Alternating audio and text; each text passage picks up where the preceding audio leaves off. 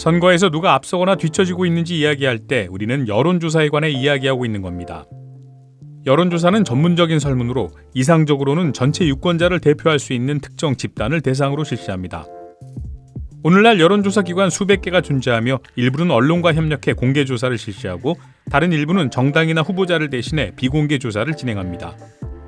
방식은 다르지만 기본적으로 모두 동일한 작업을 수행하고 있습니다.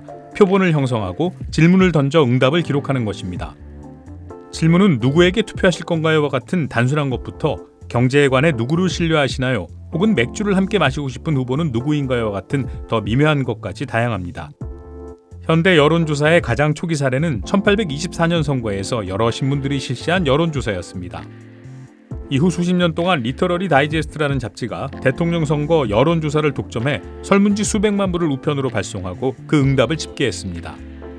그러나 여론을 측정하는 기술이 과학으로 발전한 것은 1935년 조지 갤럽이 미국 여론연구소를 설립하면서부터였습니다. 오늘날 갤럽 조사 연구소로 알려진 이곳은 단 5만 명의 표본으로 1936년 프랭클린 루즈벨트의 승리를 예측했습니다. 반면 리터러리 다이제스트는 응답자 200만 명을 확보하고도 예측에 실패했습니다.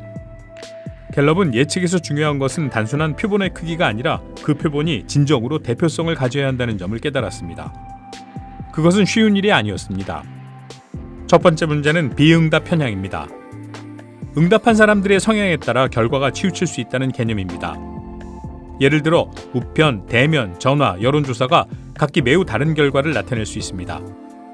시골 지역의 유권자들은 도시 지역 사람들보다 전화를 덜 받을 가능성이 있고 부유층은 전화기를 소유할 가능성이 더 높습니다. 오늘날 여론조사는 점점 디지털화되고 있고 고령 유권자들이 과소대표되는 경우가 많습니다.